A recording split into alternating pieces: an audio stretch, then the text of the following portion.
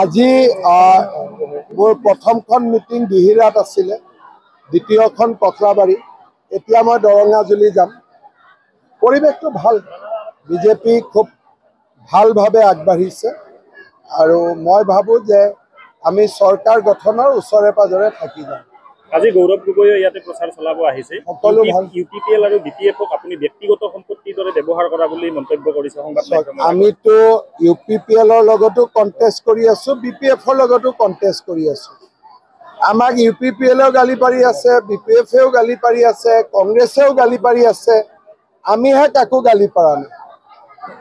মই ইমান দেৰি ভাষণ দিলোঁ, কাৰোবাৰ নিগেটিভ কথা কৈছোঁ নেকি? UPPL আৰু BPF-ৰ ভালে, এইবাৰতো চবটো দেখিছে দেখোন, মানুহৰ আপোনালোকে নিজে উৎসাহ দেখিছে, মই কি ক'ম।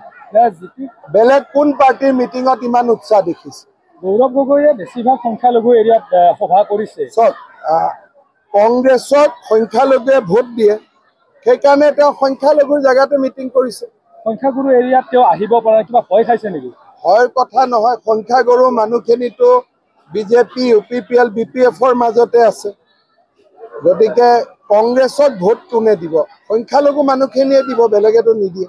আপোনালোকে APSC-ৰ খুব আন্তৰিকতাৰে ভাৱে আপোনালোকে নিকা কৰিছিলে, কিন্তু এতিয়া তেওঁ যি কৰিলে নুপুৰ ডেকাই, কিন্তু সত্ৰৰ মাটি যি ধৰণে তেওঁ অইন সম্প্ৰদায়ত বিক্ৰী কৰিলে, এইবোৰ ঘূৰাই অনাৰ কিবা যিখিনি ইলিগেল কৰিছে সেইখিনি আমি ঠিক ঠাক কৰি দিম। গৌৰৱ গগৈ আৰু এটা কথা কৈছে যে BTC-ৰ মাটি আদানী আৰু আম্বানীক গোটাবলৈ ওলাইছে আপুনি। এতিয়া BTC-ৰ মাটি আমি কি কৈছোঁ যে যাৰ বাপেকৰ মাটি আমি পুতেকক দিম।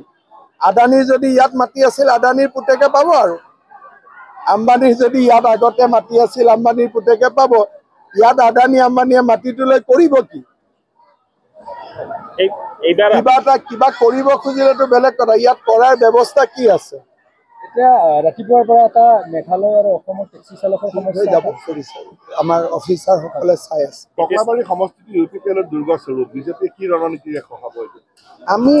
মই ভাবোঁ যে আমি জিকিম। যোৱাবাৰ আমি UPPL-ক সমৰ্থন কৰিছিলোঁ, গতিকে যোৱাবাৰ UPPL-এ জিকোতে তাত বিজেপিৰো কণ্ট্ৰিবিউশ্যন আছিলে। এইবাৰ আমি বিজেপিয়ে নিজে খেলিছোঁ।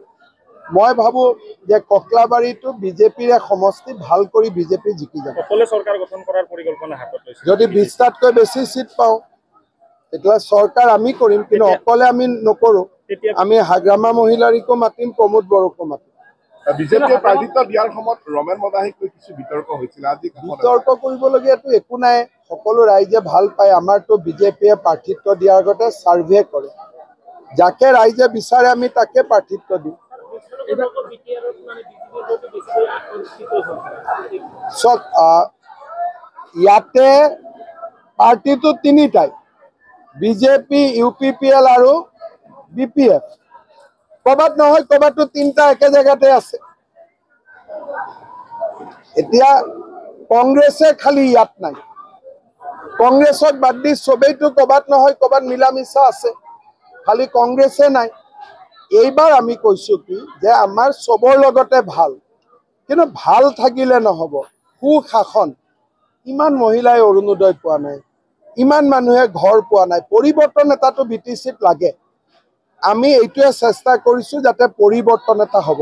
চৰকাৰ যাৰে নহওক আপোনাৰ সিদ্ধান্ত মতে CM হ'ব, চৰকাৰ গঠন হ'ব, আমি নিশ্চিত।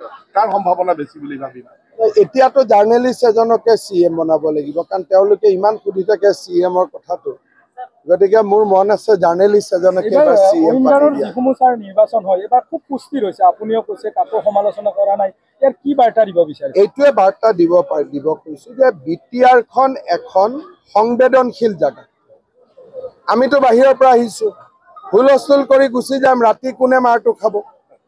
সেইকাৰণে মই ইলেকশ্যনটোত কাকো সমালোচনা নকৰাকৈ ভাল পৰিৱেশত খেলিব খুজিছোঁ, যাতে ভাল পৰিৱেশটো ইলেকশ্যনৰ কাৰণে বেয়া হৈ নাযায়। আজি আপোনালোকে চাওক 18 তাৰিখ পালেহি, ক'তোতো কোনো গণ্ডগোল নাই। দুই এটা বিক্ষিপ্ত ঘটনাক বাদ দি সেইটোৱে এটা বিজেপিৰ সফলতা। যদি বিজেপিয়ে একক সংখ্যাগৰিষ্ঠতা লাভ নকৰে, চৰকাৰ কাৰ লগত কৰিব? চবৰ লগতে কৰিব।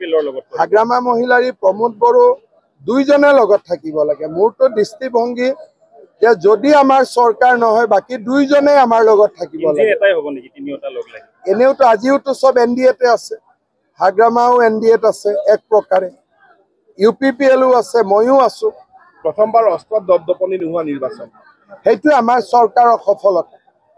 যিমান আৰ্মছ এমুনেশ্যন আছিল চবটো মই লৈ গলো, নতুনকৈ এতিয়া যাতে অস্ত্ৰ নাহে। হ'ব। ধন্যবাদ।